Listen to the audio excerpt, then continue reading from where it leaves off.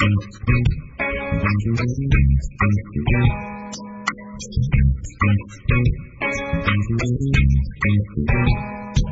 surprise are in the sky, standing in my way.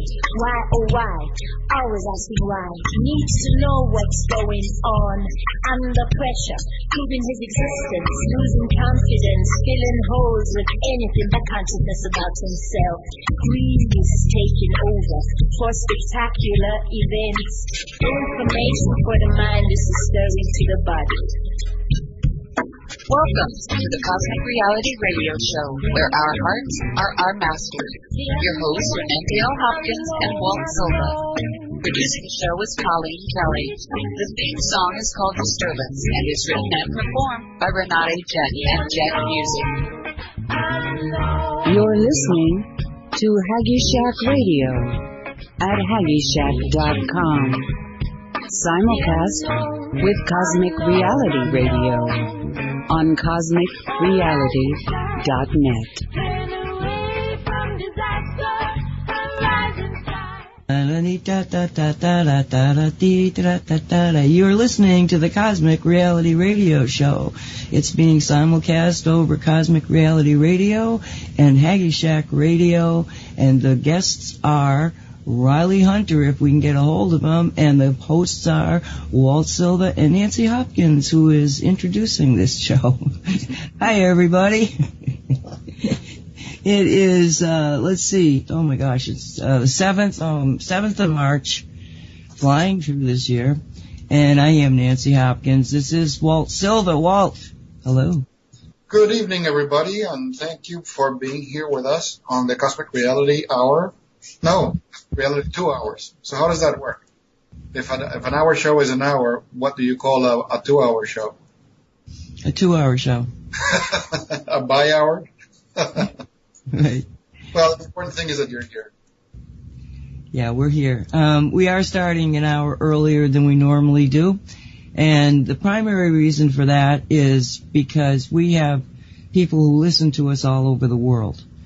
And it became obvious as we started to look at the numbers in the CosmicReality.net, which is the Shungite store, and also Cosmic Reality book. I don't know how many people are coming for the book, but not as much as the Shungite. But 40% of the people coming to that website were from all over the world. And it made more sense to go an hour earlier just to give those people that are our neighbors, but in very drastically different time zones, the ability to hear the live shows without having to stay up. But that was one of the motivations for moving it up. And so we did. And we also have started the Cosmic Reality radio station, which is going to be doing 24/7, but not until we get the new computer, because the old computer, well, it just wasn't up for the mission, and it croaked. Well, the sound card croaked, or the sound hardware croaked, so that means... You did send it to the factory to get it repaired, right? I don't know what she's done. I actually haven't talked to her today. Well, oh God, I didn't talk to her. She called me. I was doing something. I forgot to call her back. Steffi, if you're listening, I'm sorry. I'll call you at some point. Anyway, so Riley is here in the, he's contacted Walt.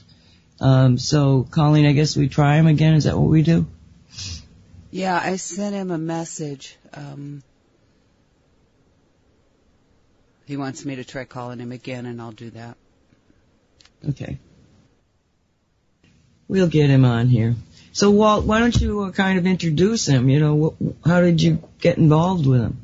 Because this is Walt's first guest that he's brought onto the show. So there we are. Here's Riley. Riley, you there? Yes. Can you hear me? Ooh, yes. As a matter of fact, that's lovely. Okay, great. Great. Well, let me ask the producer. Producer, has he got good sound? He's got great sound. Okay. I'm Nancy Hopkins. Riley, we haven't met. Walt is here, and he's the one that brought you in here and knows about you. So I'm just going to kind of like turn you over to him, and and let Walt introduce you to us, if you don't mind. And hi, so thank you. Appreciate you being here. Well, thank you for having me. Well, Mr. It turns I just found out yesterday that Riley contacted me because James Collier mentioned me. I believe that's who? Alex Collier. That somebody asked him about Shanghai devices or something, and he says Alex Collier said, "Oh, Walt Silva has those." And I thought, that's a weird thing. I thought by now the trademark name for Shanghai-based anything would be Nancy Hopkins and Cosmic Reality, but I don't know. Maybe they wanted you to contact me for some reason. So Riley sent me an email, and I ended up doing a shamanic journey for him. That's how we end up connecting. And he also not really. He checked my website and he wanted one of the devices, the grounding energy projecting cylinder. And then he wanted something more portable, so I suggested the quantum key. And then after all of that, ended up having doing a shamanic journey for him to address, his questions. So we started a dialogue, sharing stories, giving him pointers. He had tons of questions. But what surprises me about him is like his life has completely turned around. I don't know very many of the particulars of his life, since I don't like to pry unless people are willing to talk about it. But he's one of these individuals that completely changed his reality. I mean, he did a 180, and right now he is actually riding the positive wave of ascension symptoms, as opposed to having symptoms of extreme illness or extreme discomfort. It's the other way around. He's actually experiencing many positive changes, physically, mentally, emotionally. So I thought, this is a great person to interview if he can share some of his life and some of his journey with other people, because to give you an idea, another reason I thought of inviting him over and share his experiences is because I was telling Nancy last night on Skype, we had done that show where I spoke about my experience in a shamanic journey for another client, where I experienced a female insectoid doctor actually removing the false mind overlay from my mind. And in one of the shows, Nancy said, "Would you be willing to talk about this on the show?" And I said, "Yeah, let's talk about it. I don't have an issue." And then I shared my experiences, and then we did that revocation on the air. And I think it was 1 or 2 days later, Riley sends me an email describing a metaphysical experience he'd had. And I said to Nancy, "This is incredible. It's like he's actually describing what I experienced when this thing was removed." Even though at the time his experience had to do with the movement of the soul from the brain to the heart. But what he described was almost word by word what I experienced when the false mind overlay was removed. So I shared that with him, sent him the link to the show archive, and his guides were able to do it for him because he knows the names of 2 of his guides and he interacts with them. So I shared with him the name of another client who happens to be a listener of ours, and he's also a chat member when our show was on WSR.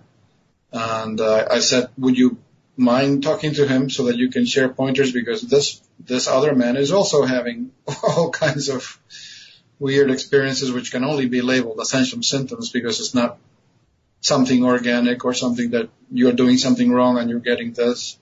So it's been an ongoing dialogue, and I think in a way it reflects what Dave Corso is wanting of us, this business of unity and working in unity, where we're no longer isolated and it's your problem, not mine.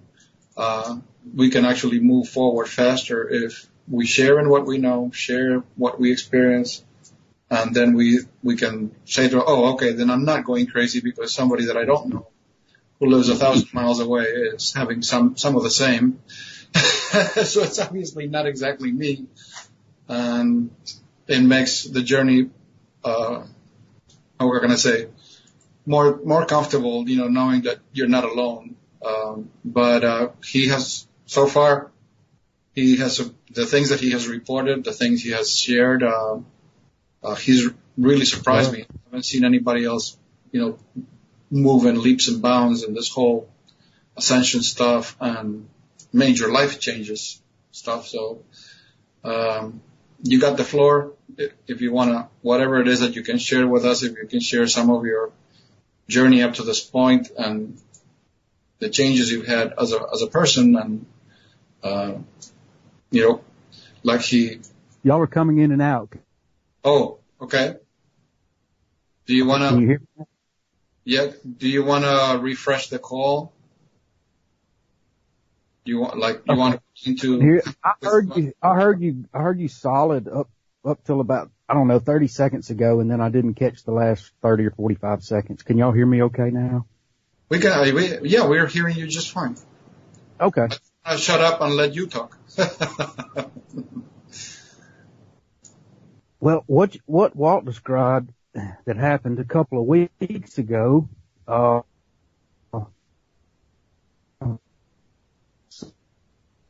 yeah, his voice is cutting off. Experience maybe about. Voice is cutting off. Okay. We're going to have to refresh the call to you because your voice comes and goes. Can we do that, Colleen? Yes, I'll go ahead and hang up and bring him back in, or hang up his call and then bring him back in, see if we get a better connection there. Okay, perfect. Okay. All right.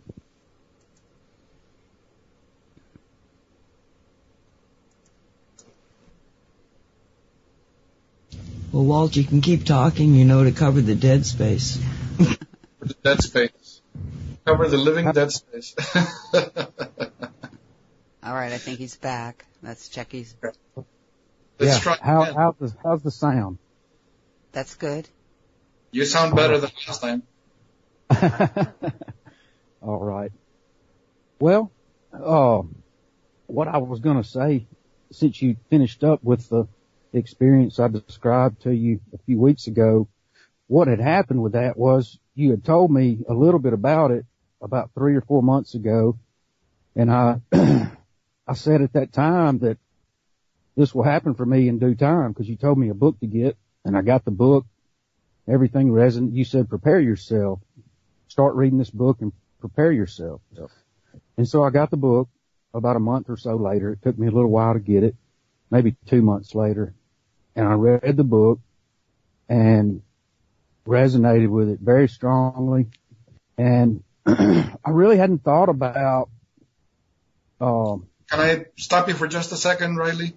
Yes. For the benefit of the listening audience, Riley is talking about the Drumbalo Melchizedek book, Living in the Heart, which is the book that I've quoted in other shows that deals with the subject of moving into the heart.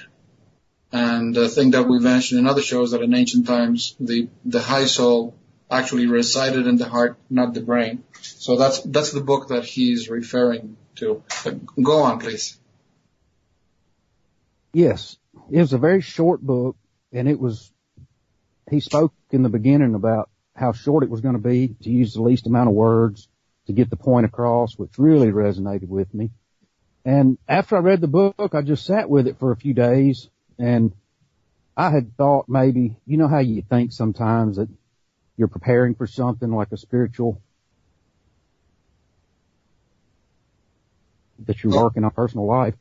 You think, well, I'm going to be meditating and I'm going to be sitting in this glorious place on a lake bank with the sun hitting me and I'm going to have this great epiphany. Well, this happened to me in the parking lot of a laundromat, just the most random place. And what had happened was prior to this, I had been meditating for about an hour, really good, had a real good meditation.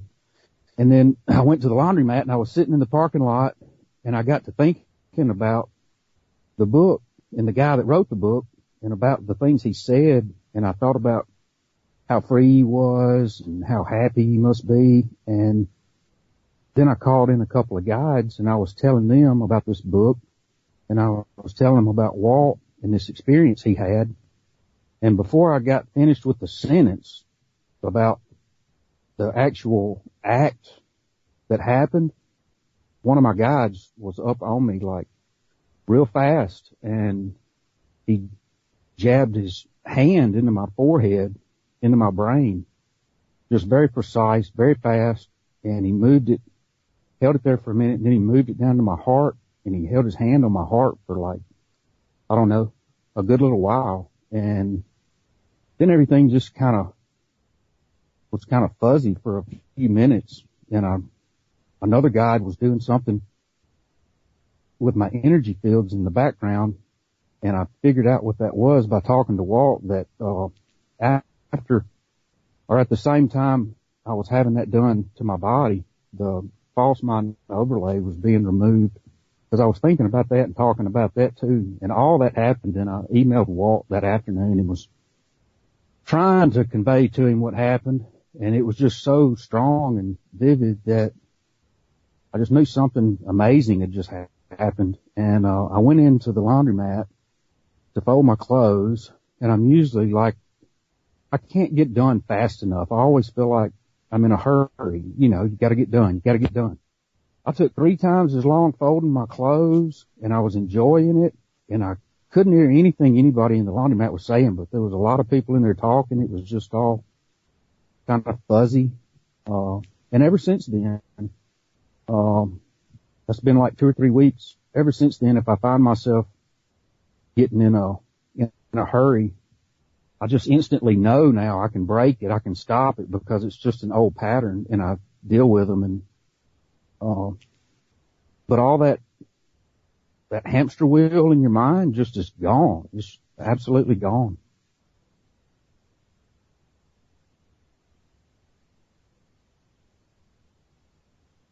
Can y'all hear me? Yep, I was muted. Sorry about that.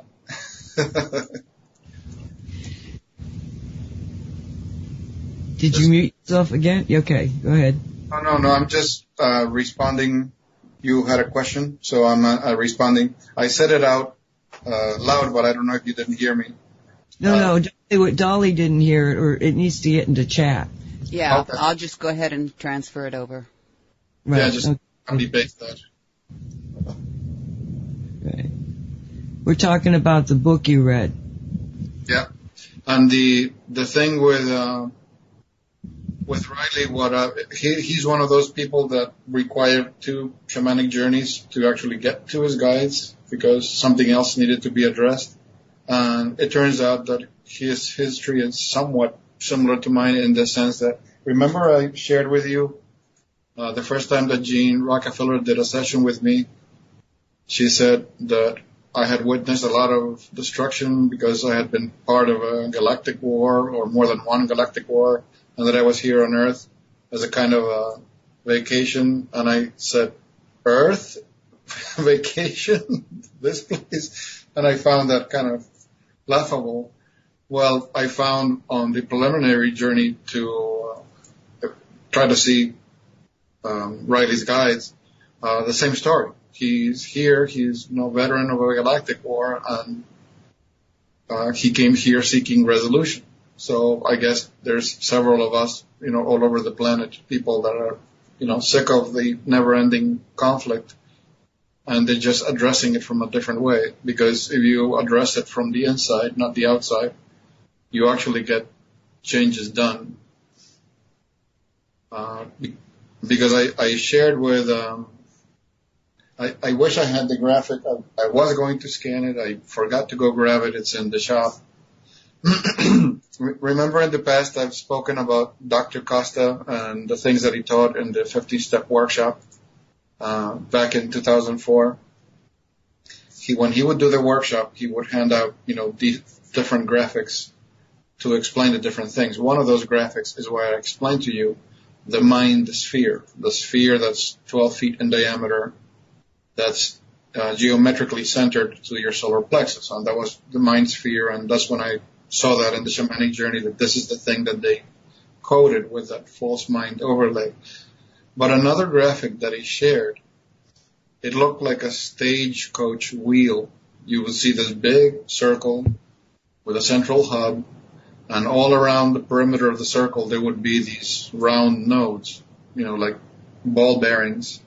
And each node represented a life. And like this one says 1200 AD, this other one says 800 BC, and this one says 1970. And what he was conveying with that graphic, and the center sphere where the hub of the wheel would be, is the high self, the higher self. So what he was explaining with that graphic is that it didn't matter where your life, the incarnation was happening, your higher self is witnessing it all now.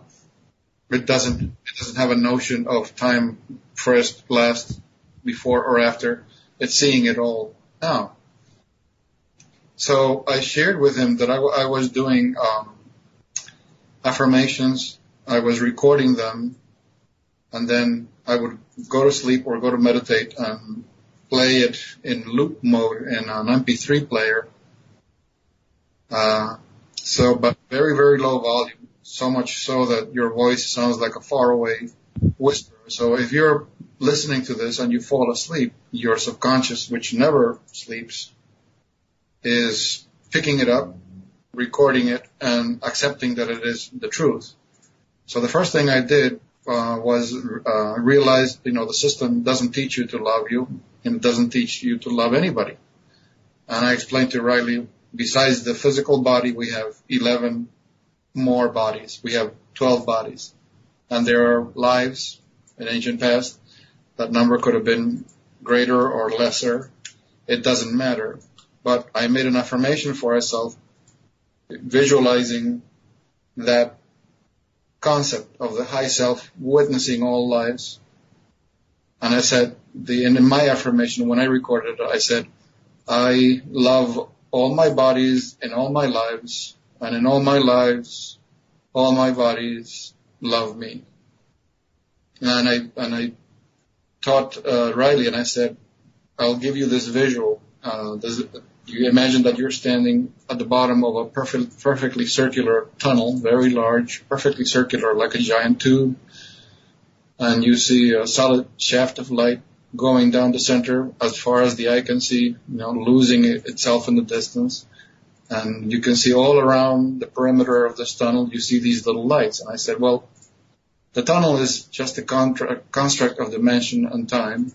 The little lights are all the lives, and then that shaft of light going down the center is your high self. Because there is a way to consciously access the high self and get it to acknowledge you and receive what you have to send.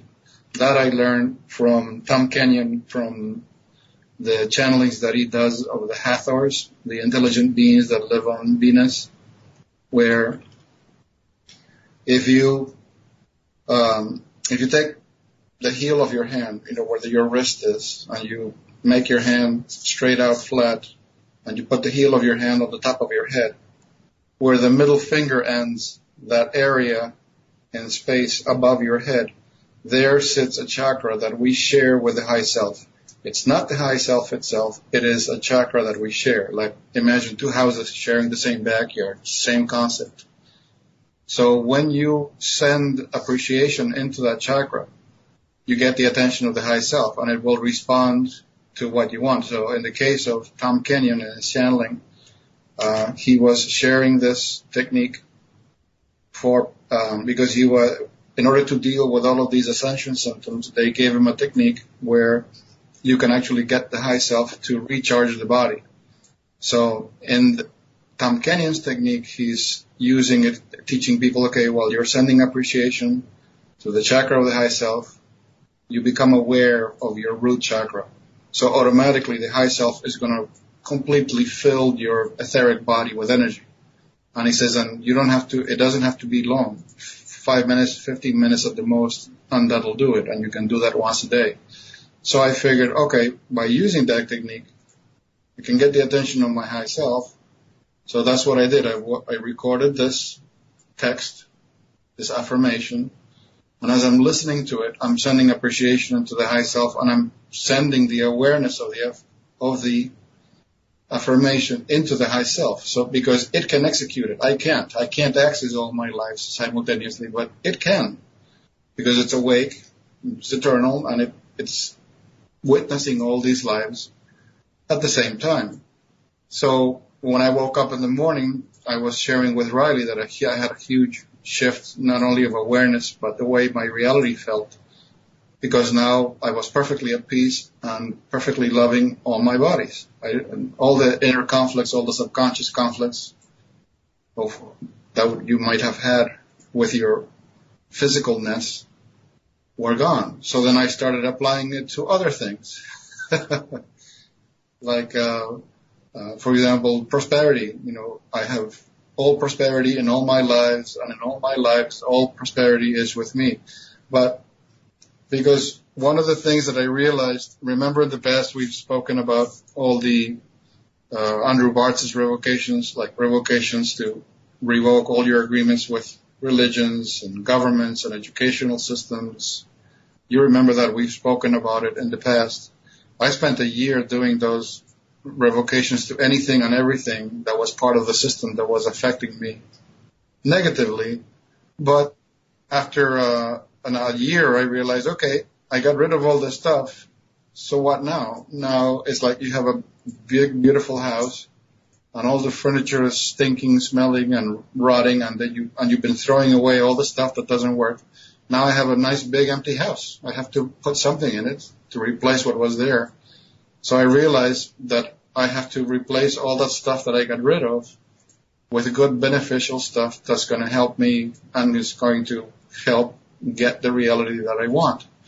And the trick, the thing that is most significant, more than doing these things that will benefit you, is the fact that by impacting all your lives with this affirmation, not just this present life, you're getting rid of all the loopholes that the system can use to get back to you. Because remember, when we spoke about the false mind overlay, I said, ask your guides. You withdraw all your consent to the false mind overlay in all your lives, because it's no good to get rid of it in this life and then all your other lives have it. That's a loophole. They can put it back on when you least expect it. So once you clean out all your lives, that's it. They're clean. It's not going to come back. So we are impacting all of time, because you have lives in all the times, not just now in the present.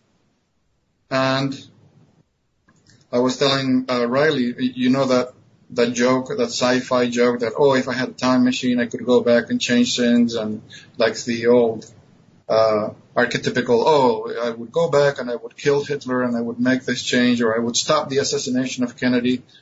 Well, the joke is that we are the time machine. By accessing our highest self, by using the affirmation to effect changes in all the lives, we're essentially changing all those realities, impacting the past and the futures, whatever that we have. So we're dismantling this system as far back as it goes. We're not just weakening it now. So that will weaken it. In our present, the whole thing will weaken and collapse exponentially much faster than if we were going at it one life at a time. And another thing that I have to praise Riley is like his ingenuity knows no bounds, because I presented to him this whole idea of this visualization of the tunnel of lives, where you have the high self witnessing all these things, and he grabbed that concept and he took off like a rocket, because he is now using that for other stuff. Would you feel comfortable sharing how you use the concept of the tunnel? Sure. I'll be glad to. Is my signal still okay? Yeah, your voice is great. Okay. Yeah, when Walt described that to me, I think the first question I asked him was, what can I not do with this tunnel? Because it immediately came to me that I could use it as a source of healing. And he said, you can do whatever you want to with that tunnel, and so I started going there during meditation more frequently, and I've got a lot of guides, and I brought them all, and started taking them and having them come there, and it started taking on a new energy, of course, and one of my guides is Arcturian, and I've done a lot of work with him, going back for about 2 years, and the thought came to me, or I just had this vision of him helping me heal my tunnel, and get it to where I could use it for something good, other than making myself feel better, so I wanted to, it first looked to me like one of Walt's, grounding projecting cylinders. That was the first hit I got on it. I said, this looks like just what Walt built. And, I use it as a grounding device, the device I bought from Walt, and I use it turned around the other way to use it in series, and project things.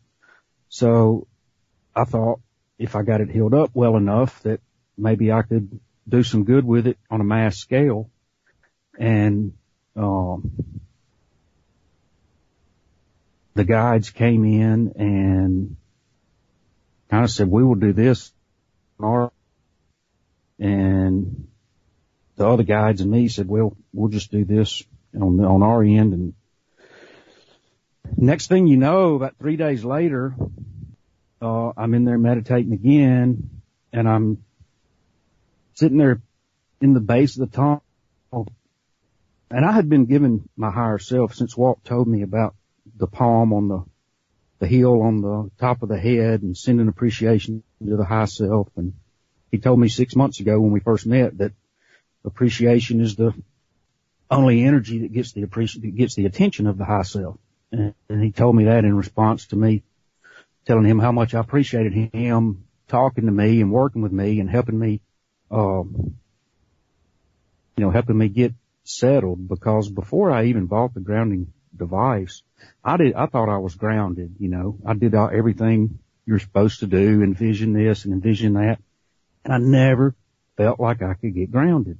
And I've got a lot of fire and air in my chart, my birth chart, astrological chart, so being grounded for me is not a natural thing to do. And when I got that device, I cried that day, when I used it, and I wrote Walt and I told him that tears came down my face because I was in such clear contact with my guides, and it was just a huge relief. Okay. So I had that much faith in that. And then when I realized what this tunnel was, we got it healed up, and I've used it a few times with just amazing results. I don't know if I want to go into the details of that right now, Walt, but the sky's the limit with it. It really is.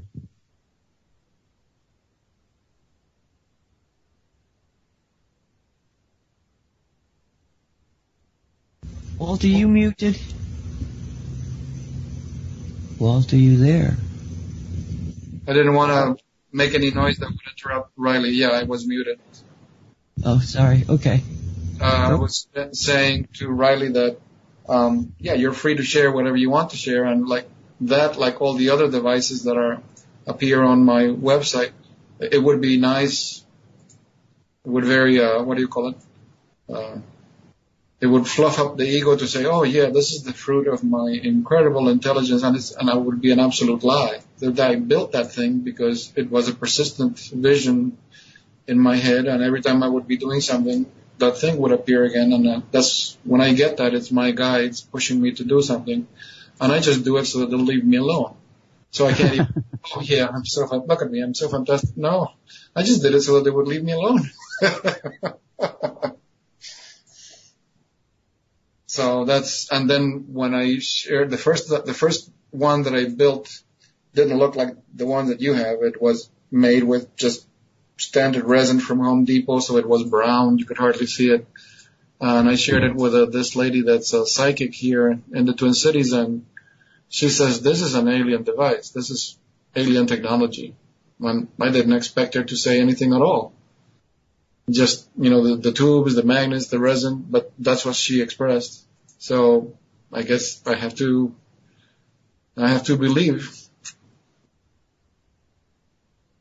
So, well, it's definitely changed my life, in a lot of ways, along with a lot of the other things I do, but it goes with me where it's always on me, and it's just a incredible tool. Well, when he's playing with me, Riley, he sometimes will get this device, has no clue what it is, and he sends it to me. And then I get the download of what it is. Right, Walt? Yeah.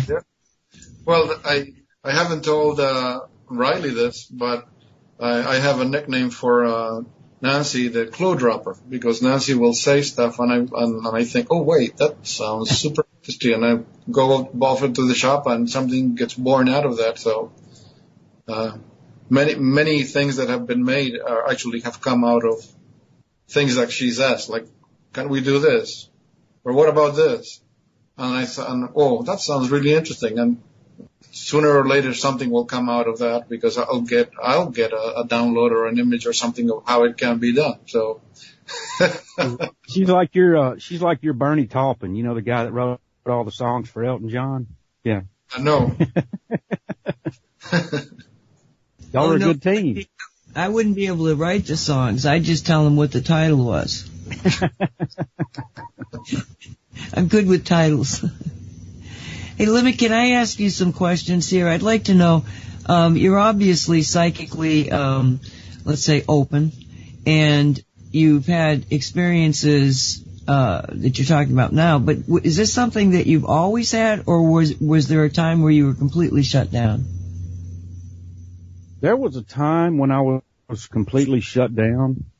When I was 35, it was in 2004, I checked myself into a treatment center for alcoholism. I couldn't quit. I tried to quit for years. And I grew up in a drinking family. Drinking is a way of life. It's a huge Catholic family, and there's hundreds of us. And, that's not why I had a problem. It was just, easier for me, And so I woke up in 2004, and had some incredible spiritual awakenings during the getting sober part.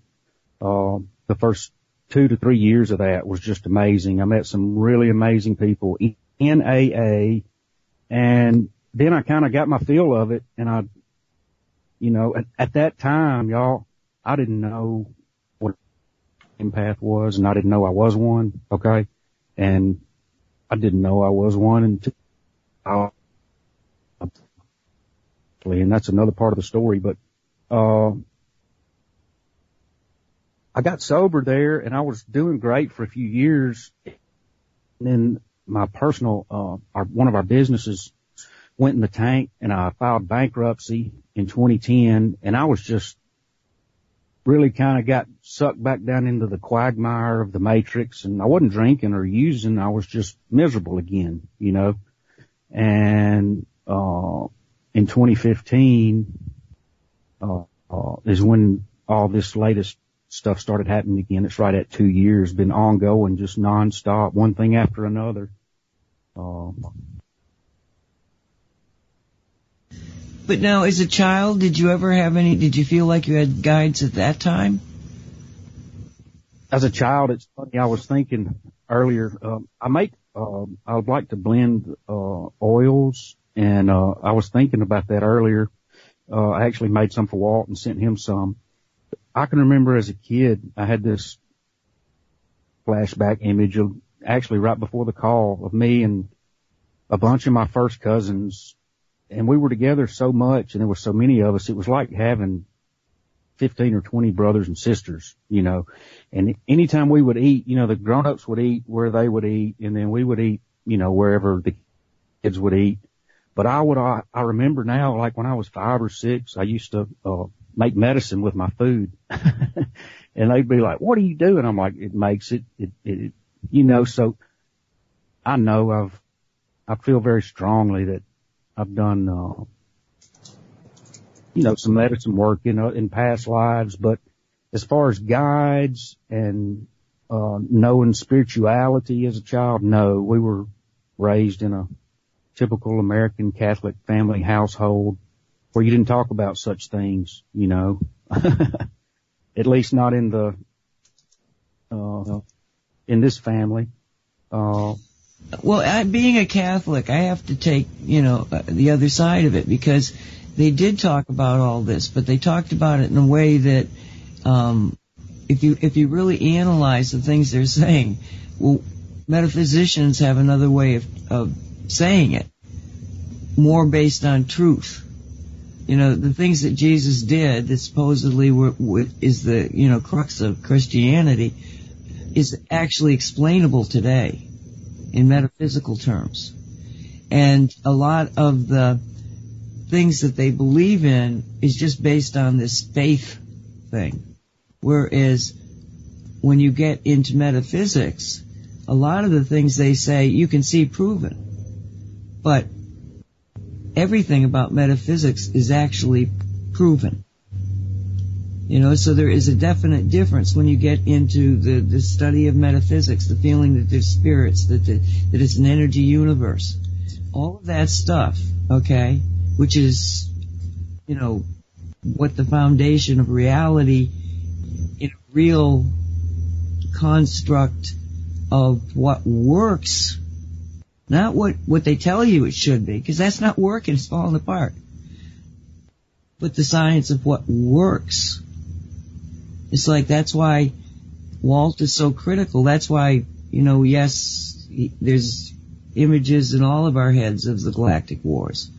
My suspicion is we're still there fighting.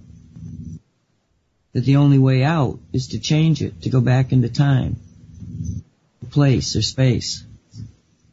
Because it's all connected. And we just lost Riley. I was afraid of that. Colleen, can we get him back, or? Hold on a sec. I got Jade on the phone.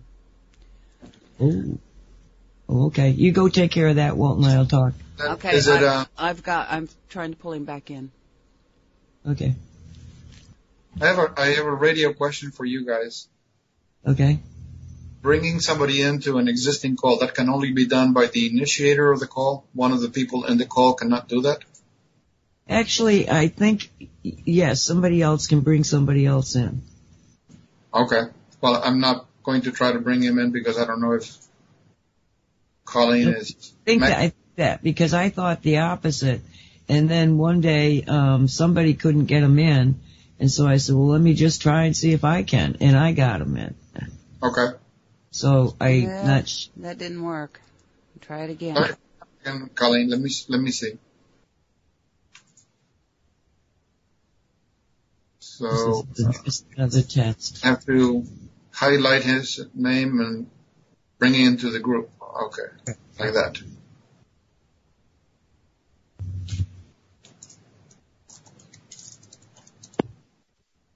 Okay, Hello. can you hear me? Riley? I can hear you now. Yeah, there, I brought him back. Like Methuselah, he's back. We learned something, didn't we? Okay, awesome Nancy, that you're back. I lost you, Nancy, when you were finishing up talking about the metaphysical being proven versus the Right. That was my basic point, is that if you analyze that reality of the matrix, their fundamental thought processes break down. But if you analyze the concepts that we've been putting on the table for decades, and for thousands and thousands of years prior to that, with the people that actually are, there understanding life as an energy universe, that's all proven. It's just people don't want to look at it. They'd rather look at the stack of cards that's making up a delusionary reality. So I think that these people can easily be switched over, and that's why I'm really glad to see that it only took a short period of time for you to get it so fast. Did you feel like you already had the answers and that you were just uncovering them, or did you feel that? Yes, without even hearing the other question. Without even hearing the other question, I can tell you, it's like quantum physics, these concepts that Walt talks about, and all these things. Just like when I see something, it's like, oh yeah, I know that, but I have no reason for knowing it. You know, it just makes sense. Yep, it sure does. Yeah, that's the way that I kind of feel about it. It's like certain things just resonate. I actually say that I do remote viewing, but at the minuscule area of the energy fields. You know, I can virtually see the energy fields. It's like you just go, because I mean, you can go to the past, the future, you can go all over the place. Why can't you go down to the atomic level and look at it as you gotta understand, Riley, I think you've been a fan for a while, that this is reality sci-fi. We do get a little out there. And we have a good time doing it. So what was it? Just a gradual, but let's put it this way, a gradual and an accelerating, change that you went through into like opening up your consciousness to all sorts of possibilities? Well, from that time that I had a great foundation from when I got sober in '04, those first 3 or 4 years. I just didn't know anything about spirituality at that time. I just found a way to live by surrendering to all that stuff. But like I said, I got sucked back in. But what happened was in 2015, or early part of 2015, something happened, that one of those moments that you have, a moment of clarity. And it was I was watching a TV show, there was a psychic interviewing or doing a story with somebody, and she was telling him that he was an empath. And it's like, I remember what the weather was doing. I remember where I was sitting. And when I realized the weight of that, I realized it at that moment. I'm like, oh my God, this is the key right here. And so that sent me on a journey to find somebody that could help me. And so I ended up at a psychic's, a very gifted psychic up in Germantown, Tennessee. And she opened up a can of worms, and it snowballed from there. And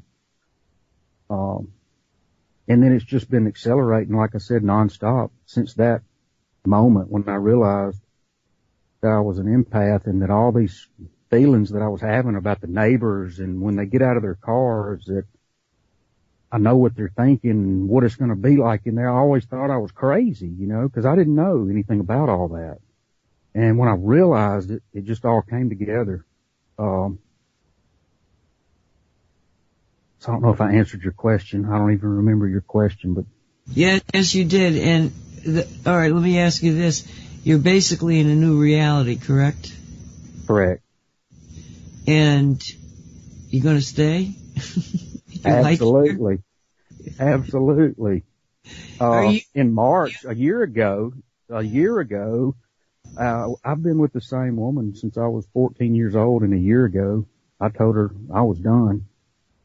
And our divorce was final about 4 or 5 days ago. Got 3 children, and everything's getting back. The shock is gone, and it's just amazing. The relationship I've got with one of my oldest child is amazing now. And yes, I love it. I'm staying. Do you feel the need to try to explain to other people and to get them over here, or are you content with knowing that everyone is on their own path? No, I've in the past 2 years, I've talked to some people about, I'm always wanting to help others. to answer your question. I always want to help others, and I've learned after just these 2 short years, I've just now realized that, you know, we got to do a lot of work on ourselves before we can help others, and there's certain ways you got to go about it. And of course, I came out of the gates like I was shot out of a cannon. I had such huge reality shifts day after day after week after week, and and I wasn't grounded. And, you know, I was coming out of the matrix, and I was probably looked at as a lunatic, you know, in this little town I live in. You know, I've lived here all my life, and I just, I don't know. I think it's, I think I'm sitting here and I'm having a little bit of a problem because this feels very deja vu-y to me. Like I've heard such a similar story, from somebody else, and it strikes me that maybe this is, sort of like, see, I think that what we're doing is we're creating stories. And it may just be this story that you tell, which I say is like deja vu to me, is a story that belongs to an awful lot of people. You know, there's an awful lot of people out there that are drunk or using drugs because they just don't fit in. They can't handle it. They're like, you know, a string out of tune in an orchestra. Right. Yeah. The thing that I have to congratulate Riley is on the fact that, I don't know if it's his personal choice or it just feels natural to him, instead of resisting all these monumental and numerous changes, he's actually embracing them. So instead of pushing against the wind, he's just, you know, like riding away. And therefore the changes come fast and without resistance and without unnecessary pain. There are many people that are undergoing these changes because it's their time to do the changes, but they keep resisting. They want to hold on to the old reality, which is just collapsing and, you know, crumbling like wet sand. So I told them, you know, congratulations to you because you're one of the few that is, is actually taking it on and not pushing against it. Yep. Well, what would you tell those people that are out there kind of like still where you were, as to which way you would tell them to take the next step? I would tell them, if someone came and asked me how they could feel better, you know, or whatever the question would be, I would first tell them that they would need to start reading some books or find some information on spirituality and start hearing about these concepts. And there's a lot to learn, but if you're really ready to make the change, it's like so easy to understand that it's not that hard. But letting go of a reality is not going to happen for anybody until they're tired, really tired, and come asking for it. It's just like any healing or anything. You have to be wanting it so bad and hurting so bad that you're willing to do anything. That's the people that are, you know, on the cusp of breaking free. But right. I would lay out an entire plan of everything I've done if anybody wanted to, you know, I mean, I'm willing to help anybody. I just want everybody to be happy, you know. Riley. Well, if he wants to contact you, how could they contact you, Riley? I guess they could email me. My email address. Yeah, y'all can share my email address. It's Riley. Why don't we do this, all right? They just go over to cosmicreality.net. Now go to net because I haven't got .com up. But anyway, they'll all go to me. And just say you want to talk to Riley Hunter and give us your email address, which we will forward on to him. Is that fair? Yes, that's fine. Okay. Yeah, you're welcome. So just contact us in cosmicreality.net in the contact tab. Okay. I'm sorry, but I just, because I think it's so important that people know that we just don't talk about this. We do try to bring people together that can help each other on a one-to-one. And, you ask for help, you'll get it. The universe will deliver it in kind of strange ways sometimes. Riley reminded me of that, an allegorical story when he said that when you're sick and tired of the old reality and you really want that change, you really want it. He reminded me of a story that I heard many years ago when I started reading the things written by Yogananda. It tells the story of a man who sought out a saint who lived in the jungle, and he wanted to be his disciple. He wanted this man to take him on and be his guru, and he would be his disciple, and he wanted him to teach him about God and this and that. So day after day he would pester the man, and the man said, no, you're not ready. I can't take you as a student. And, come back tomorrow or some other time. And he would just come back again and again. And then one day he said, okay, follow me to the river. So the young man follows him to the river, and he says, here, kneel by the edge of the river. And so both men kneel by the edge of the river, and then the man grabs him by the back of the neck and pushes his head under the water. So the guy who wants to be a student is flailing his arms, pushing against the man's hand. And finally the man lets go, and his head comes up out of the water, gasping for air. And the saint asks the man, what did you feel? He says, I felt I was dying. I wanted to breathe. I needed to breathe. And he goes, exactly. When you feel that way about God, come back and see me.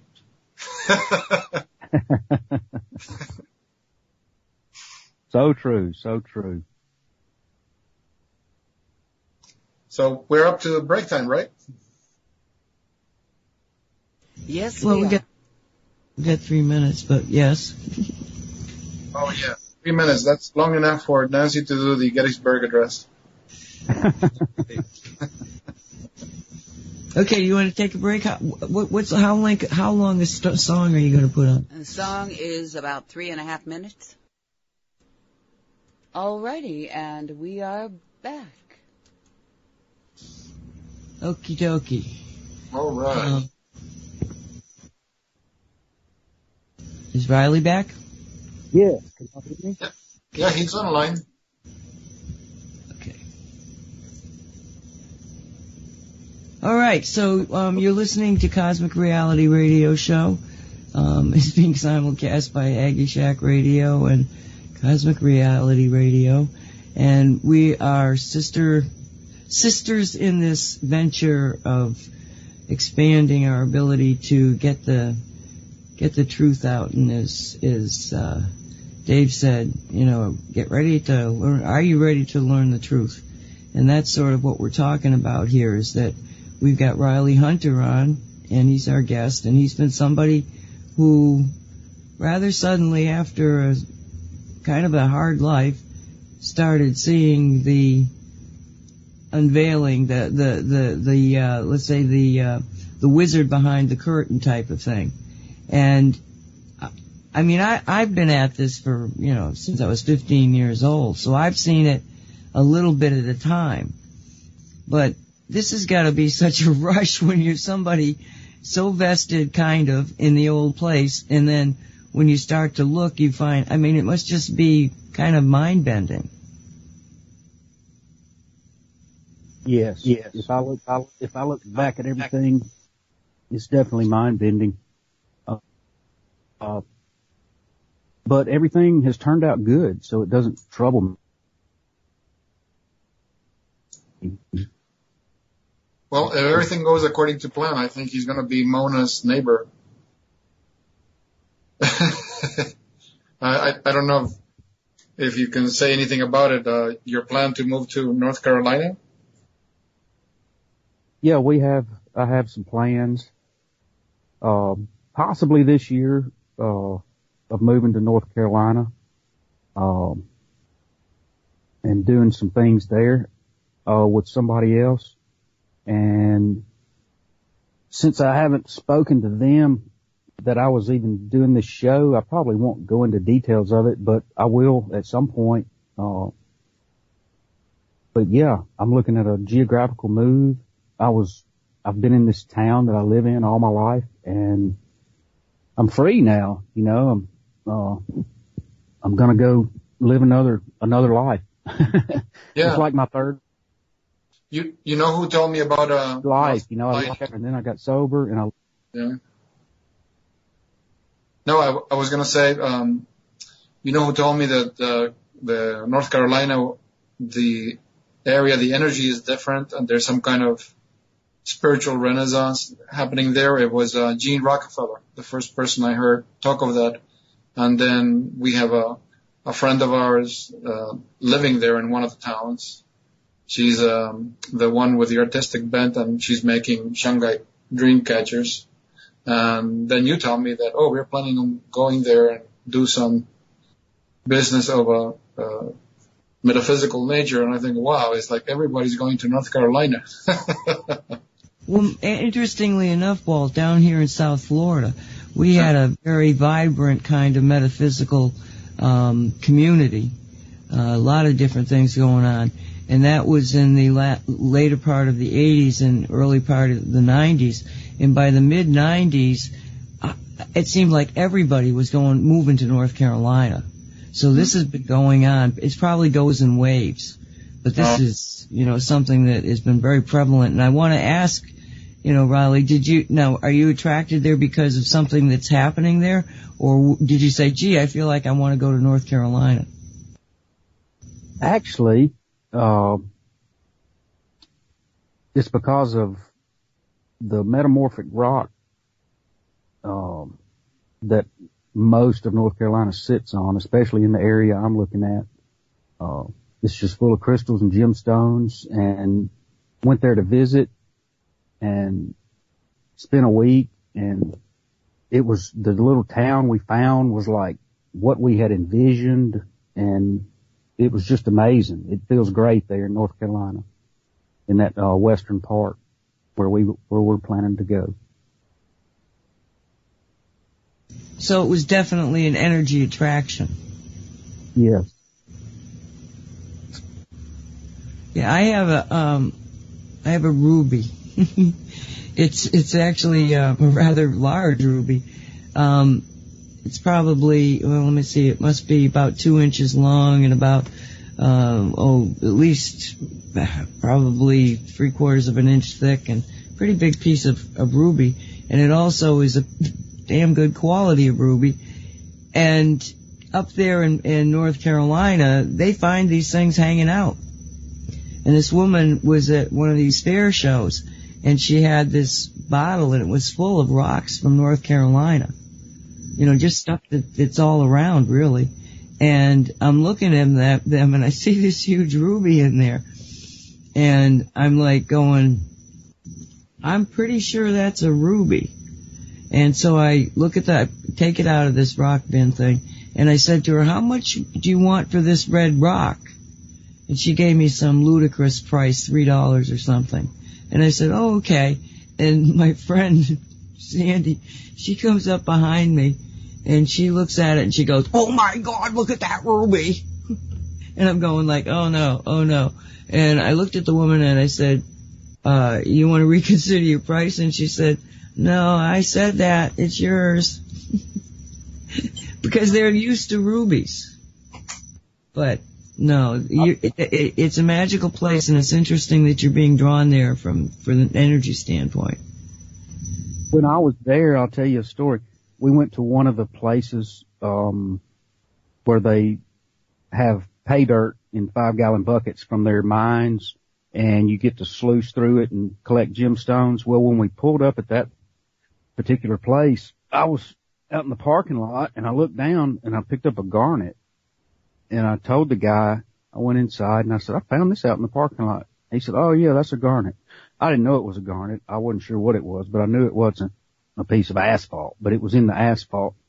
And he said, oh, yeah, that's a garnet. He said, there's garnet in our asphalt mix, and if you they've built a lot of new, wide, nice roads in this part of North Carolina. When the sun hits it, the road actually sparkles. It's just full of crystals. I mean, they're everywhere, you know. That is amazing to think about. Wow. I haven't been up that way in a long time, but my God, that is just an awesome thought, because every time a wheel goes over a crystal, it's going to throw off an electromagnetic wave because of the piezoelectric. Because they've all got piezoelectric, well, not all of them, but most of the crystals do have a piezoelectric effect at some level. It's just they can't measure them all. Okay, Walt, what else would you like to ask Riley? Or Riley, do you want to ask Walt? Oh, this is like I said, just feel free to express and share with others. You know, people on the chat are totally empathizing with your story. Many have had to live through that, and share whatever you feel might help, the same way that you've been helped with all the things you've done. Maybe share some insights with the folks. It's up to you. You express whatever you feel comfortable expressing. I have been, to anyone that's listening and wondering, I have been, back before I got sober and 5 years after I got sober, when I started getting sucked back in and having bad business dealings and businesses falling down and just not happy with myself. I have been so depressed, y'all. At times in my life, I have been to where, and it would go on for years, to where, you know, at one point I even said when I was like 43 or 44, right before I had that big awakening in 2015, I had already resigned myself to the fact that I probably won't live another 15 years, you know. That's where I was. I had let myself go. I weighed 215 pounds and I'm 5'6" on a good day. And, I'm down to my high school weight now. And I didn't go on any drastic diet. I just, it was just another one of those things, that kind of happened unexplainably, but it's explainable. It happened because of the path I was following, and I was so tired of living the way that I was living that I was reaching out to anyone that I felt could help me. And I ran into people like Walt, and I ran into people like, a healer down in South Florida who helped me tremendously. And I would just find myself talking to these people and just opening my heart to them. And what I found from Walt was, you know, what you don't find in a lot of men, and it's men that can talk about things like this, and especially down here where I live, but even in the spiritual community, you know, it's hard to find men that aren't full of themselves and haven't worked on themselves. And, you know, there was just something that resonated with Walt and I, and he's been, a great influence on me and has taught me a lot, and along with all these other people. So just know that if I can do it, you know, anybody can do it. You know, I had a lot more traumatic things happen to me as a child, very traumatic, you know, mind-shattering trauma. And, you know, I climbed back out of all that, and I'm here talking to y'all. So that's about it. If y'all want help, it's there for you. Now, you originally got help by the Alcoholics Anonymous. Do you still participate in that group? No, I do not. Do you feel you went beyond them, that it was a good starting point, but you went way beyond them? not so much beyond them. I just took a different path. There are others like me that, and then there's others that in that organization that are what you would call the lifeblood of the organization, the ones that have been going for 30, 40 years, once a week. It's their way of life, and it wasn't a way of life for me. I just took another path. I'm not better than them. I just took another path. Had another story to tell. The one thing that I have met here in the Twin Cities individuals who have been going to AA for 15 years, and what I see negative is their choice of perception about themselves. Like, for example, the gentleman I met, he hadn't had a drink or consumed any form of recreational drug in 15 years. And here he stands in front of a crowd and goes, hi, my name is so-so, I haven't had a drink in 15 years, I'm an alcoholic. And I'm thinking, why are you attaching yourself to the identity of being an alcoholic? You're not touching, you're not smelling alcohol. Why can't you just be a normal, healthy human being who had an experience of alcohol?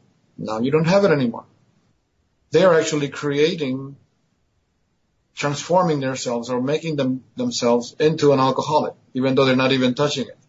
But that's like, walking down the road and dragging this 200-pound rock behind you. Why?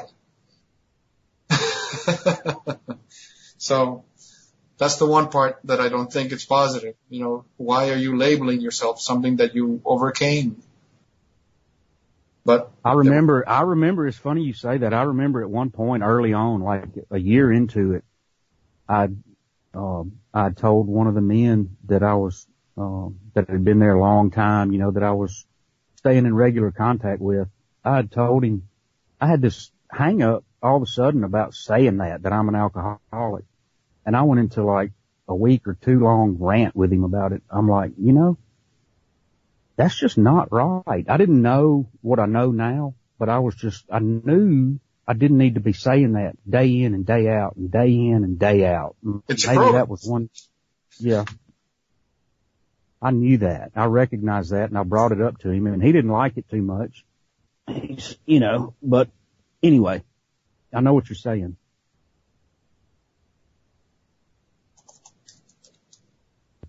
It is amazing how many things we have in our particular vocabulary, our way of going through life, that just reinforce these contracts. Yeah. We did I don't know if you heard it, Raleigh, but we did a show, actually, they've touched on it a number of times, but a show on breaking contracts. And the more you look at them, the more you go like, oh my God, I didn't realize I had that one too. It's all in the, somebody said to me just recently, everybody is mind controlled. It's just who's doing it. And it's true. I mean, you can either decide you're going to mind control yourself, because that's what we're talking about.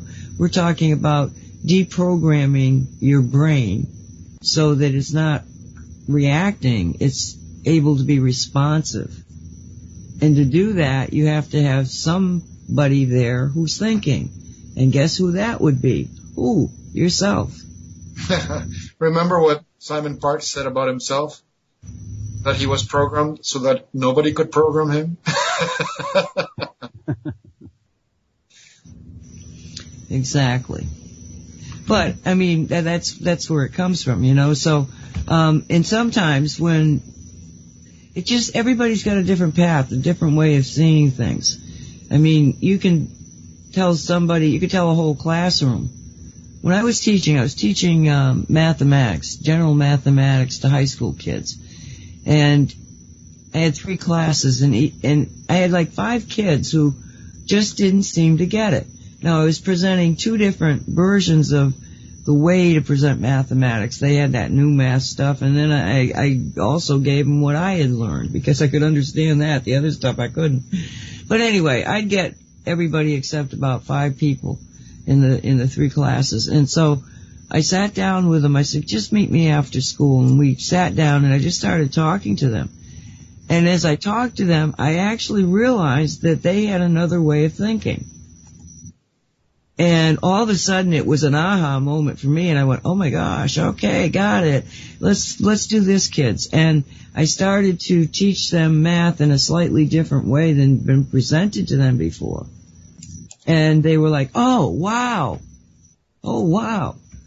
So from that moment on, I understood how very different the past can be. The way that people see things. And the way they view the world. And the older I get, the more certain I am that everybody has a completely unique view of reality. And if you are just, not paying attention to it, you kind of miss the game, the fun of it. Anyway, comments? That's what's horrible about the educational system. I've been arguing that since I was in high school, that I could see class after class after class. And high school in Argentina, it's so militaristic. I mean, you get here in regular public high school, I was seeing 7 study subjects per term. When I got to Argentina, I thought, man, these people are insane. They were studying 13 different subjects per school term or school year. And the one detail that I kept seeing class after class after class, nobody was being taught how to reason or how to process the data or how to interpret. Nothing. They were just, this teacher was just standing there in front of the class, spewing the thing he's been teaching for years, so he's bored to tears with it, and just hoping that when he takes a test, everyone will throw up upchuck whatever was pushed into their brains and get enough grades so they can move on to the next class. So next year I won't have to see your face again. Nothing. And ever since I started getting involved with human design and studying about it, I'm thinking, Jesus, this is the first thing they should teach little kids in grammar school. How do you function? Because humans are not one size fits all. Every human has unique fingerprints, so that's why they're used in law enforcement. And that applies for the rest of our entire selves. We say everything we do is unique to us, but you go to school and everybody's got to be the same. Everybody's got to perform the same and fight to get the best grades. Nobody takes into account that this kid is processing his data completely different from this other one.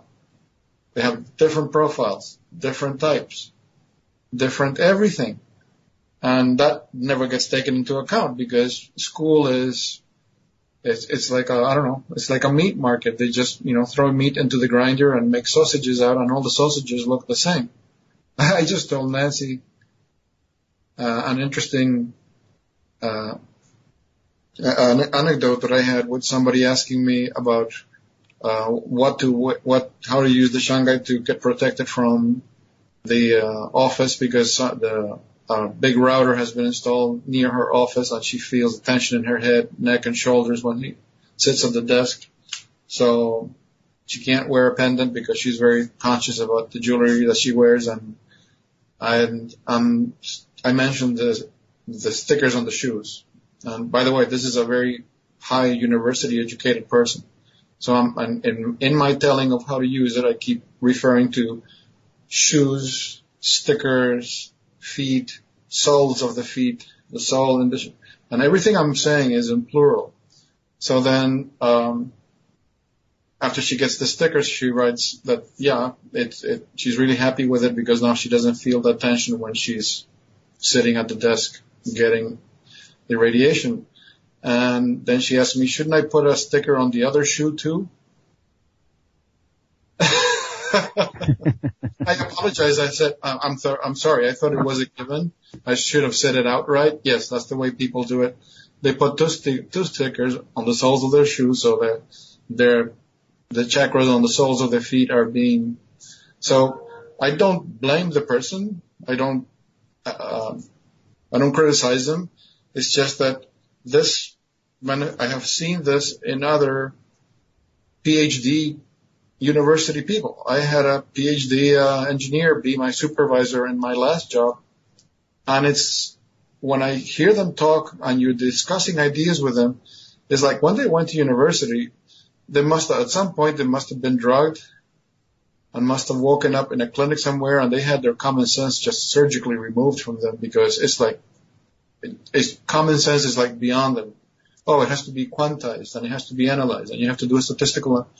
And I'm thinking, it's just toothpaste on a toothbrush. You don't need an analysis for that. No, anything that's common sense is just out the window. So I hope they didn't do that to you, Nancy, when you went to university. Oh, no. You remember, when I went to the university, it didn't have the controls that are there now. It was the fact that we were at university, and it was the 60s generation, and the things that we did really scared the bejesus out of them, and so they figured, well, we better get control of these people. Yeah. Because if you watch the growth of the control mechanisms, the electromagnetic growth, it corresponds to a massive impulse. And I know I was there when all of this started happening, the fiber optics, the ability to send massive amounts of energy over over a wire, basically, fiber optic wire. So it's all accelerated. When we were there, it was a totally different environment. Even in the schools, the high schools and the elementary schools, it was not designed to control people. Unless you think that wanting to make these people good citizens is control. Because one of the things that just absolutely freaks me out is that I don't believe they teach civics anymore. And it was mandatory that you understand civics. What's the Constitution? How's the government set up? What's a state government? We were required to understand all that. And now I don't even think they teach it. It's designed to create good citizens.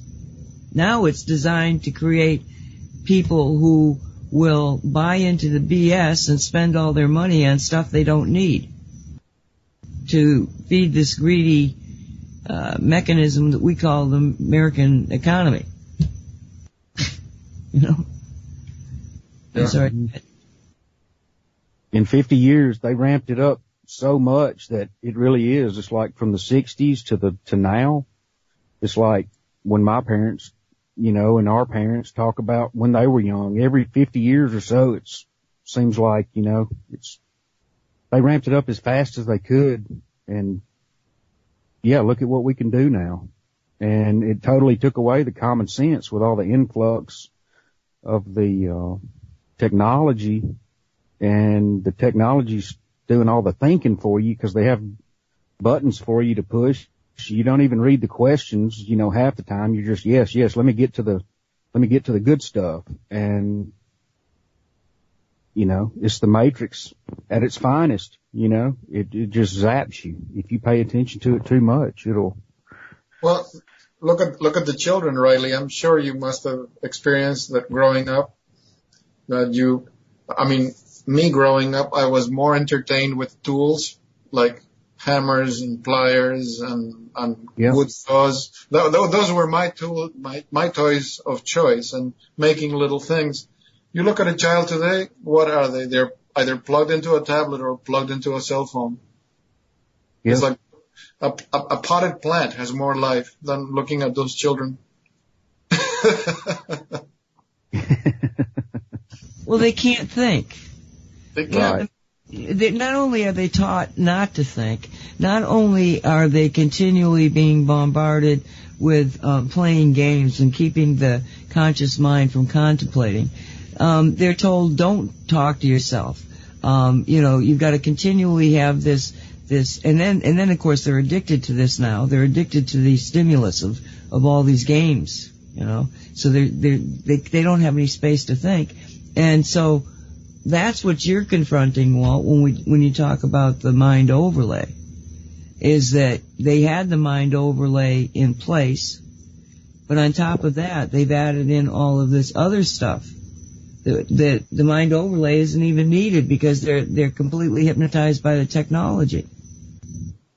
And they can't think. Yeah, talk about an airtight box. I mean, talk about, think outside the box. What are you going to think about this side of the box? Wherever you look, it is the box. There's nothing else to think about.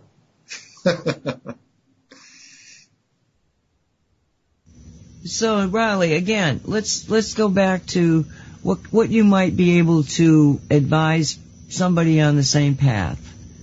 You just meet somebody in a bar and they're saying, I just really am fed up with my life and I really think there's more to it. How do you go about? Do you just tell them your story, or have you learned along the way a certain way of kind of like, giving the gems of knowledge to people? Oh, well, being that I've experienced that life, and I was a pro at it. I've seen I know all the tricks of the trade, you might say. There was a book that a priest wrote, I can't think of his name, but From Playboy to Priest, and that makes me think, I'm not comparing myself to a priest by any means, but it's like he lived one life and then he chose to live a life of, for himself and in honor of himself and doing a better thing. And that's kind of like how I feel sometimes. I've got a lot of experience in the old ways. And like, for instance, somebody asked me the other day, a guy that wanted to know how I was doing so well, and he's on a spiritual path.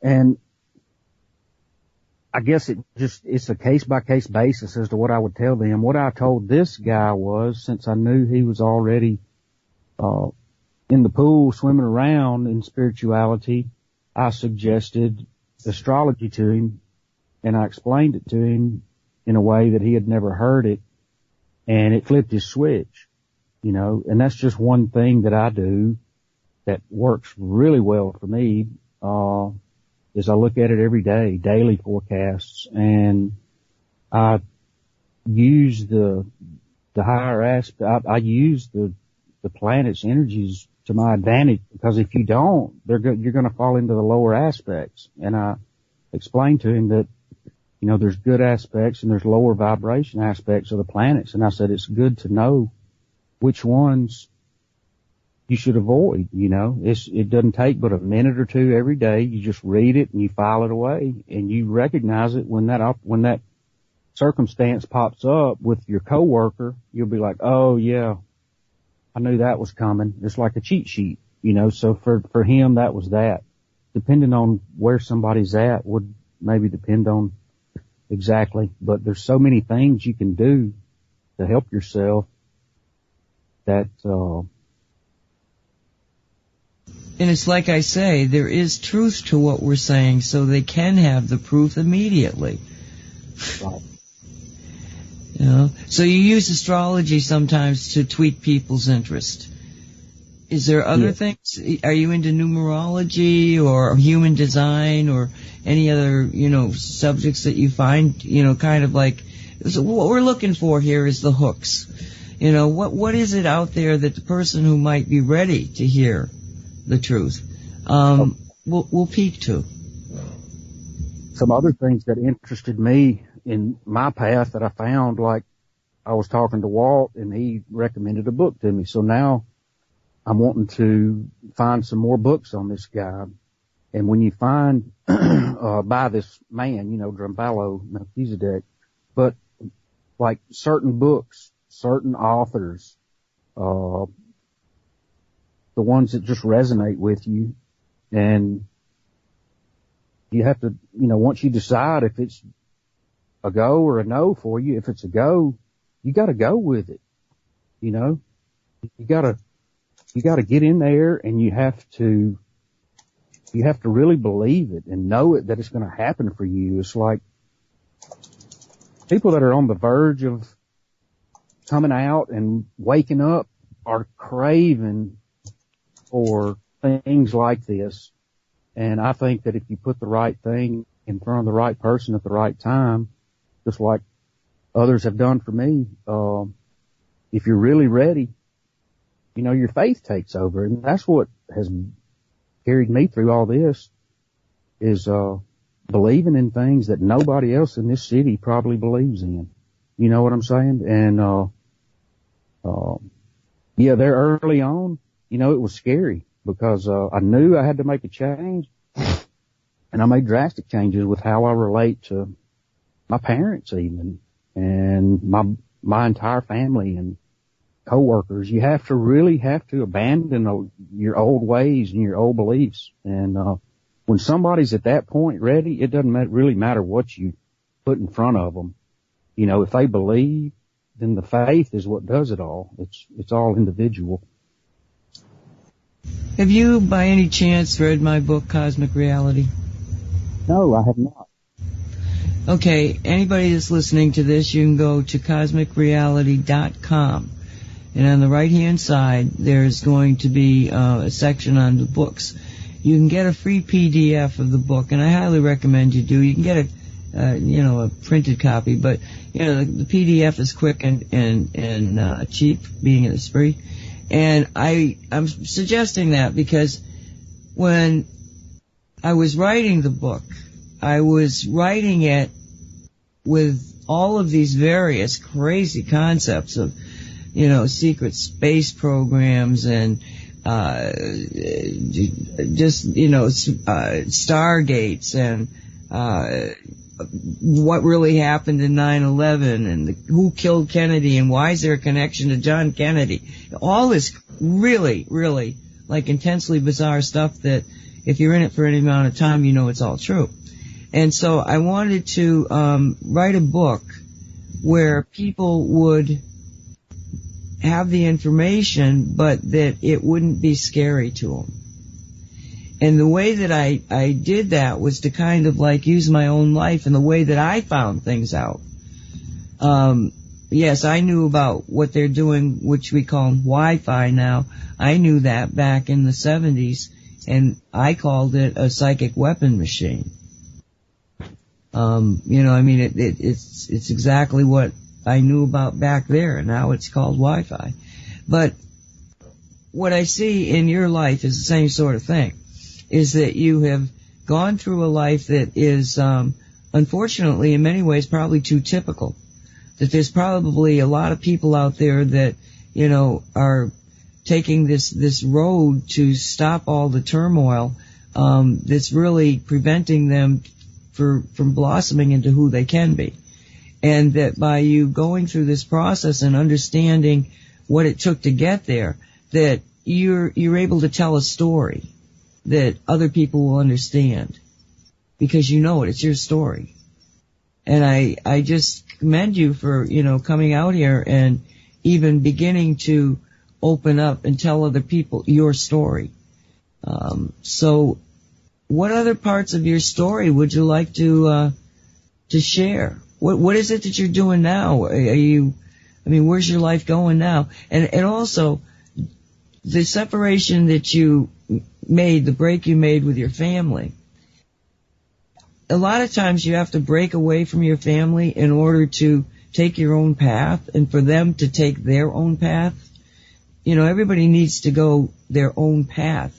And sometimes we're together and sometimes we're not. And yet, do you think that because of that break, you may have gotten a path in which you're really, really close to at least one of your children in a way you wouldn't have been otherwise?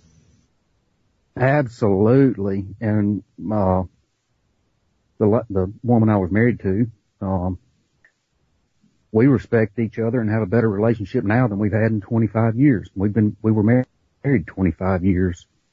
It really is amazing. It was, I always thought I was going to be the one that was going to get left, and when I finally figured out that, it's going to be okay, whatever you do, once I found that I had those spiritual awakenings, I just knew I had to do it. And I never dreamed I never thought once that I would leave her. But when it hit me, I knew it. And where my life's headed now, it's just, I feel like I got a brand new canvas, basically, create my own masterpiece now.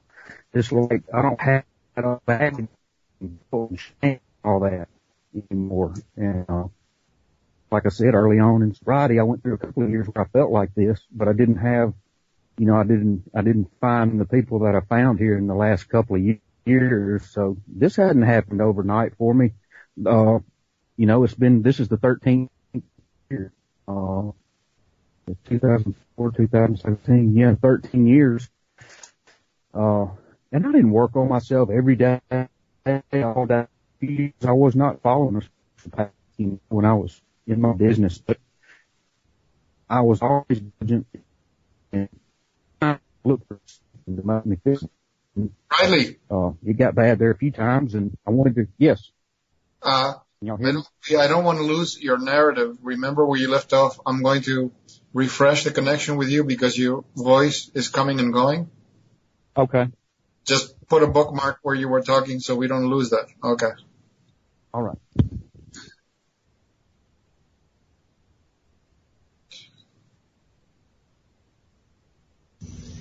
You beat me to the button.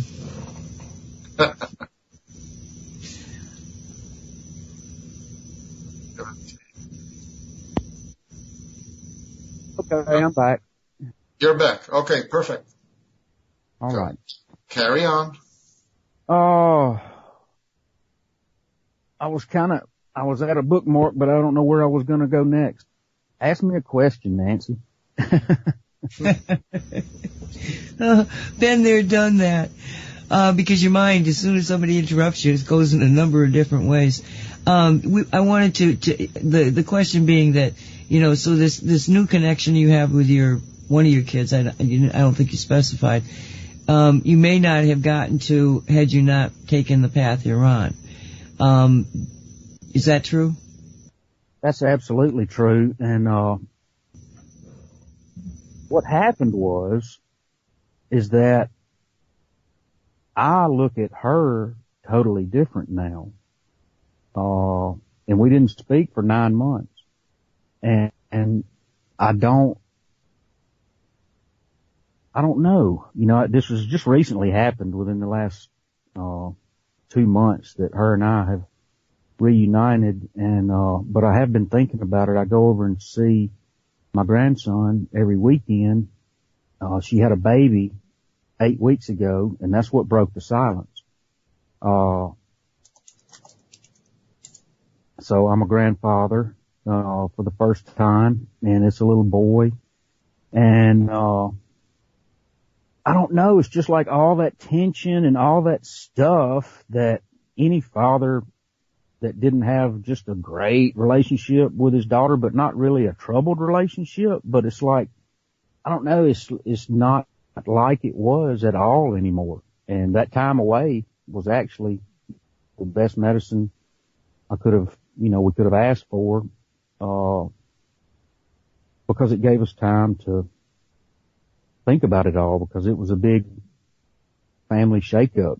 It shattered everybody. And, But may I ask you a question at this moment? When you say it shattered everybody, isn't it true that we could say what was being shattered is the program that everybody is embedded in? Because yes. Point of view of your daughter, she had to grow up with this man loaded with programs that could never be his true self. Well, now she gets to meet her real father, not the system program artificial father. Yep. See, we think on the same lines, because I was about to ask you, do you feel like you're your authentic self with her now? Absolutely. Absolutely. I spoke those exact words to my mother about a year ago when I was telling my parents and a lot of the rest of my family a lot of things. I told my mom those exact words. I said, I'm not dropping back down in this lower vibration. I said, you know how I used to be, Mom? I said, hell, nothing could get me down. I said, you're going to see the authentic me from now on. And she looked at me like she didn't know, I was just, but yeah, that's exactly what it is. And, but isn't it wonderful to feel that feeling of authenticity? Because you know that wherever you are, you're comfortable. You don't have to put on the airs. You don't have to take on the persona of the person that everybody thinks you were. You're just yourself. And you can be, well, first off, you don't even tend to tell tales or lies. You don't have to tell stories about how wonderful you are because you feel wonderful in and of your own beingness, your energies. It brings joy and happiness. Authenticity. And you can't have it sometimes when people are around you that are so stuck in what they think you are. Absolutely. And she loves it just as much as I do. She has changed, y'all, in amazing ways. She's like raising her vibration every time I come over there. She's asking me to come over, and it's just our relationship in the last 2 months is just like,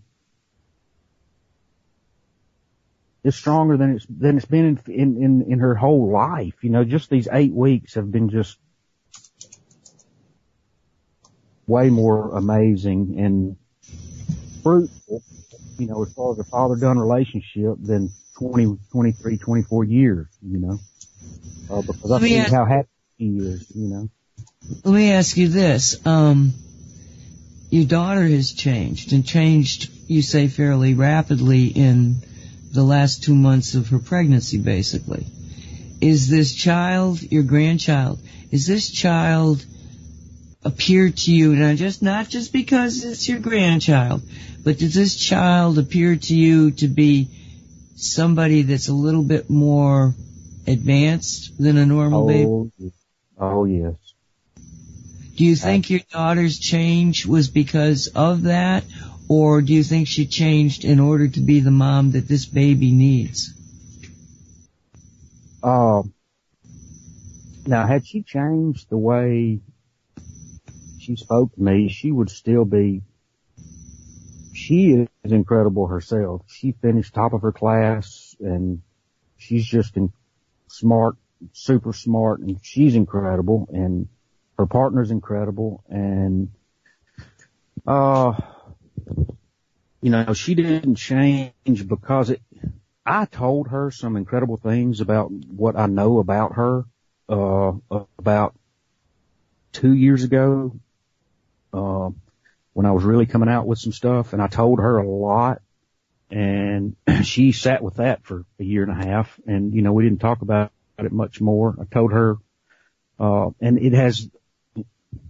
the reason she's changed is because she's watched me my whole life, and now she sees how happy I am, and seeing the authentic dad, the authentic Riley, and, she knows truth when she sees it. So that's why she changed. She took it and didn't get offended by it because I'm so different. And it's like all the things that we used to, like any parent might have, those unspoken, uncomfortable things, or just uncomfortable, silence. It's like all that it's just vanished. Absolutely vanished. No tension, no nothing.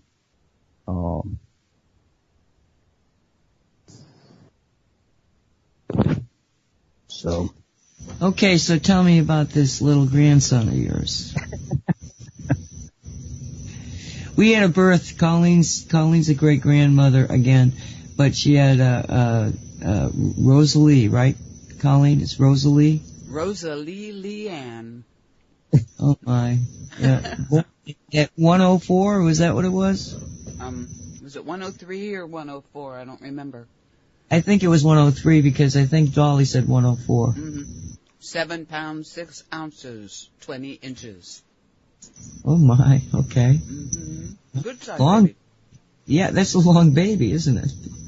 Well, her grandma, not me, was 22 inches, so I think she's gonna be a tall one. But come on, Walt told me something. Okay, go ahead. Walt told me something interesting about children, and I'll let Walt tell it because I don't know the whole story, but it's about what the children are here for, and y'all may have already spoken about it on another show, but Walt, share with them what someone told you. This is something that Dr. Costa would teach in his workshop. He explained that the purpose of children is to feed energy to the grown-ups. So he says until they're 15 years old, that's their job, to give their energy to the grown-ups. So when a baby experiences any kind of rejection from either of the parents, the mother or the father or both, or somebody's holding the baby and the person is actually not accepting the baby gets an energy overload that gives the baby a headache and it starts crying and it won't stop. And, when they say, oh, the baby has a colic, the problem is exactly that the person is not accepting the energy of the baby. He had a case where the woman was the client, not the man. And she had this problem that they had a baby and it wouldn't stop crying when the father was around. So he told the woman, when your husband comes from work, draw him a bath and wait until he gets into the bathtub. And once he gets into the bathtub, take the baby and put it on his chest. So she convinced the husband to take a bath before dinner. He gets into the bathtub and here she comes into the bathroom and puts the naked baby on his chest. As soon as she did that, the baby stopped crying. Because now the father didn't have a choice. What is he going to do? Grab the baby and throw it out the bathtub? So he just, reclined there in the bathtub with the baby and the baby calmed down. So it was funny that I remember that because Riley shared that that's what he does with his grandson. He reclines and lets the baby rest on his shoulder and he gets blissed out. And I said, yeah, you're getting a major influx of energy. That's why it feels so good when you're around young people. And I think this, on a negative note, I guess this is why the pedophiles are what they are, because they just can't get enough of that energy. It goes beyond the physical sexual thing because young people, that's what they're supposed to do. They feed energy to the grown-ups. But, something else that got subverted on this planet. But you were doing exactly what needed to be done. The baby needs the grown-up to be accepting of that energy. Well, you obviously have not been with kids at Christmas time.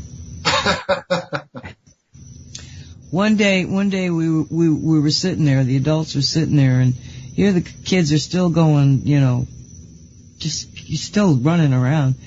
And I said, how do they have this much energy? And one of these fathers very, very tiredly said to me, they steal it from us. So, there's two sides of every situation. Yep.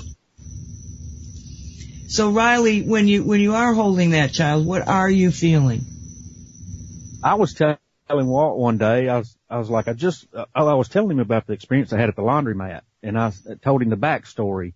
I said I was over visiting my grandson this morning like I do every weekend, and I told him about what I did. I said I just lay his heart on my heart, and we both just pass out. We usually pass out for 30 minutes to an hour, whether he's awake or asleep. He just goes into a deeper sleep, or if he's awake, he just conks out.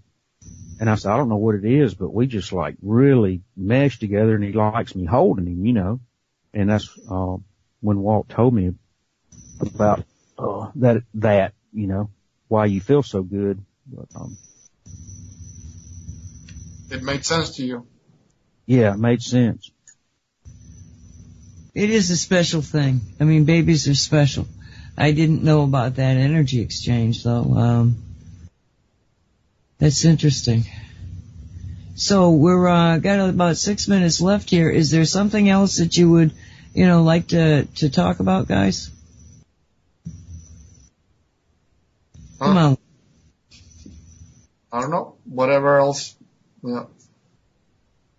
whatever you feel inspired to share or comment, or you could ask us questions about stuff that you would like to know. Enough of us asking you questions.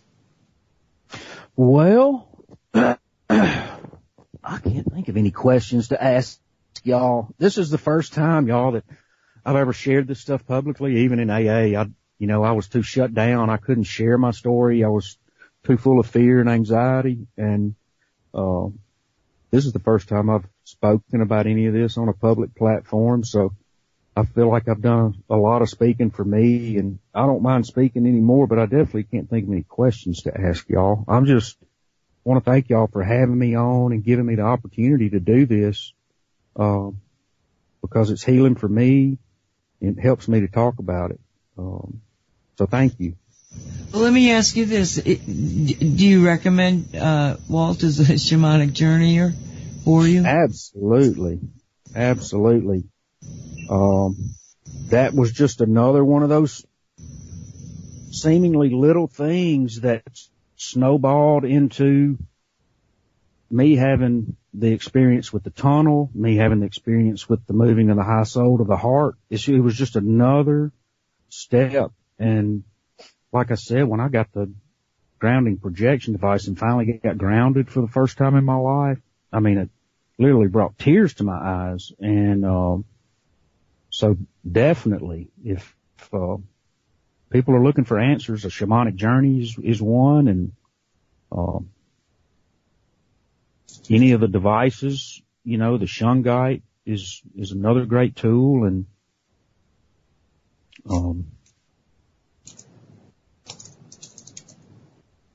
I'm really not trying to put you on the spot.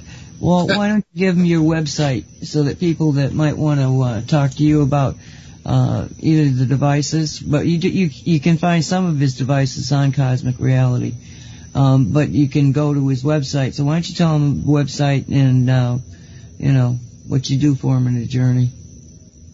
You mean the address of the website, or? Yes, your website address. Yeah, the website is altogether New Paradigm Tools plural .net, because I just want to confirm this. Yes, New Paradigm Tools .net. I keep thinking of com, and I don't have that domain anymore. And for people that are interested in doing a shamanic journey, some people think that it's something that I do real time over Skype. I don't do that at all. I need the person to give me their permission to talk to their guides. I need 2 or 3 questions to present to their guides about anything that they want to address. I also want to clear up a misconception that I have individuals writing to me with questions that make me feel like I'm a carnival gypsy. Like, am I going to meet the man of my dreams and I'm going to make more money? And I said, it doesn't work that way. You don't ask your guys if you're going to get married or am I going to come into money, stuff like that, because they know that whatever's going to happen to you is something that you're going to create. It's not going to happen because it's an accident or because it was preordained or it was written in the book of destiny. Whatever is going to happen to you is going to happen to you as a consequence of who you are now and what you're putting out. That's how it works. And in the case of the ladies, I need their full birth name, changed names, married names. I can't connect to their guides. The only name alteration that I have been able to use to connect to a person's guide is when a person receives a monastic name. Like, the Buddhists, when I did it for Pavaro, that's the name that they actually responded to, his monastic name, not his birth name. That's the only exception that I'm aware of so far. And then I get the questions, and it takes a day or more to get the call. And in one moment I'll get the call and I'll go lie down and listen to the drumming and do the journey. And like in Riley's case, sometimes it takes more than one attempt because something needs to be addressed or the person needs to be made aware of something and a decision has to be made. Like, I did it for a lady and it turns out that she had left behind an aspect of herself when she came to Earth. So he needed to stop the journey, come back, and send her the question, do you want this aspect back with you in your life? It will change everything. It'll make you feel the completeness that you're missing. So I had to get her permission to do that for her. So then it took another journey. So Riley was also that situation. Because, like I said before, everyone is different and unique in some way. Riley has the guides that I met in the upper world, which is the normal structure that when you're doing shamanic work, the upper world is where you come across most of people's guides. There are exceptions, of course, but he has a different structure. Yes, he has his guides in the upper world, but he also happens to have a galactic guide, and I was wondering about that. So that's one of the things that he said. It's his job is to be the go-between the Riley's galactic soul family and the guides here in the upper world, because that's when I found out that he's a veteran of one of these galactic wars or wars in plural. So that was something I had not seen before. Then once I do the journey, just write the. I'm so glad we do these shows so that you can put on record. I mean, it's like these wonderful little trips. Riley, we're at the top of the hour. Thank you so very, very much for joining us. It's been a great treat, and good luck in North Carolina. Well, you don't need luck. Good travels in North Carolina. Great. Thank you. Well, thank you. Colleen, thank you. It's in your hands to do with whatever it is that you're going to do. What are you going to do? Well, I'm going to attempt to put on the outro. And then I will play, I've got a Turtle Talk in here that will be played next. And then I'll get your show and Dolly's show edited and put into the player, and I'll send them to you after that. And then you can put them on YouTube or whatever. Okay, good. What I'm going to try to do is I'm going to try to replay the shows of today on CRR.com. Or CR. Yeah. I'm just going to plunk it up there. So if it works, it works. If it doesn't, it doesn't. We're learning. We're getting there. I appreciate you so much. And congratulations on our little one. Oh, thank you, thank you. I can't wait for her to get home. Have you not seen her yet? No, of course not. No, just pictures. Gee. When do you have to, is she coming home? How long do they keep them? Well, she's supposed to be home Thursday. I would imagine it'll be like Thursday morning-ish. Especially if Jade makes a fuss and wants to come home. But that's the date. So I'll get to see her then and see that full head of hair they say she has that they've got covered up with those silly hats. Mother had 10 kids and all of us had hair. Really? One kid had it down to his shoulders. Wow. Carrie's the only one I had that had a full head of hair. She was born with really, really dark hair and about 3 inches long. It all fell out and it come in blonde.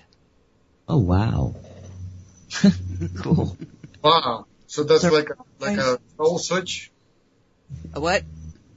That's like a soul switch. When a special soul wants to come in, somebody will occupy the baby, and when the baby is born, they switch the soul so that the one that wanted to come in doesn't get sabotaged by the system. I don't know. I think you're overreaching there. I don't know. I know of cases of that, so that's why I'm asking. No, it's normal for a baby fine hair to all fall out and then come in differently. But we, for 2 years, didn't know what color Carrie's hair was going to be. Because there was red hairs and blonde hairs and black hairs and big, thick, curly hairs. And we were like, I don't know. We'll let her figure it out. She was practicing what she liked best.